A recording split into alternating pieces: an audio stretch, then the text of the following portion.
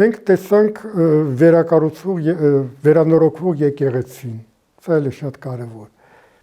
այն եկեղեցին, այստեղ էլ շահարկումներ կային։ Ես անկեղծ ասած խորհուրդ կտամ առավել ևս, որ ամեն ինչ բաց է, բոլոր նրանք, ովքեր ունեն որևէ կասկածներ կամ ընդհանրապես ուզում են իրենց աչքով տեսնել, դա այդքան դժվար չի,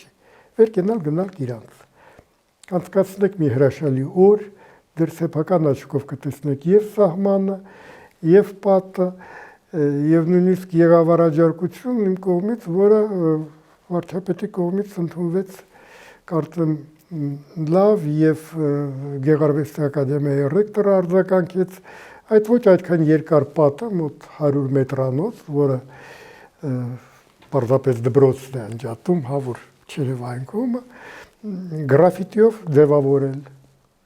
որպեսզի չունենա այդ ճնշող, հա պատը բոլոր դեպքերում ճնշող տպավորություն է թողնում։ Մի խոսքով, ես համոզված եմ, որ կյանքը գնալով եւ այդտեղ եւ ուրիշ տեղերում կզարգանա, բայց ամեն ինչ մեր ձեռքում է։ Մեր փոխարեն ոչ ոք չի կառուցելու մեր երկիրը։